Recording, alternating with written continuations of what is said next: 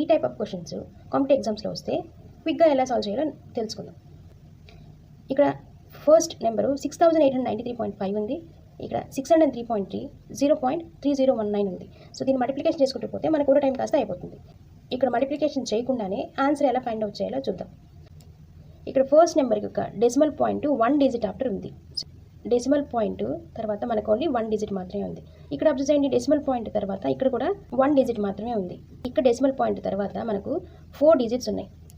So only ఈ డిజిట్స్ని add చేస్తే 1 + 1 2, 2 + 4 6 అయింది. డెసిమల్ పాయింట్ తర్వాత డిజిట్స్ సమ్ యాడ్ చేస్తే 6 వచ్చింది. మన ఆప్షన్స్లో కూడా డెసిమల్ పాయింట్ తర్వాత ఉన్న డిజిట్స్ సమ్ యాడ్ చేసి 6 కానీ వస్తే అది మనకు రైట్ ఆప్షన్. చెక్ చేద్దాం. ఇక్కడ డెసిమల్ పాయింట్ తర్వాత ఎన్ని డిజిట్స్ ఉన్నాయి? 4 ఉంది. ఇక్కడ డెసిమల్ పాయింట్ తర్వాత 3 డిజిట్స్ ఉంది. ఇక్కడ డెసిమల్ పాయింట్ తర్వాత 1 డిజిట్ ఉంది. 4 + 3 7, 7 + 1 8. This not the right option. Next B option check చేద్దాం. డెసిమల్ పాయింట్ తర్వాత 4 డిజిట్స్ ఉంది. డెసిమల్ పాయింట్ తర్వాత 2 డిజిట్స్, డెసిమల్ పాయింట్ తర్వాత 2 డిజిట్స్. సో 4 + 2 6, 6 + 2 8.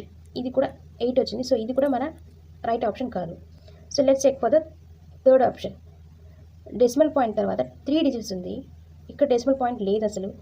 ఇక్కడ డెసిమల్ పాయింట్ తర్వాత 3 డిజిట్స్ ఉంది. సో 3 + 3 6. సో ఈ 6 మన యొక్క క్వశ్చన్లో డెసిమల్ పాయింట్ తర్వాత డిజిట్స్తో మ్యాచ్ అవుతుంది కాబట్టి option C is the correct one. So let's check for the D also. So D decimal point తర్వాత 2 డిజిట్స్ ఉంది. ఇక్కడ డెసిమల్ పాయింట్ తర్వాత 1 డిజిట్ ఉంది. ఇక్కడ డెసిమల్ పాయింట్ తర్వాత 1 digit. So 2 + 1 3, 3 + 1 4. So 4 is not our answer. So only option C is the right answer. So without doing any multiplication, using this trick we can find the correct option.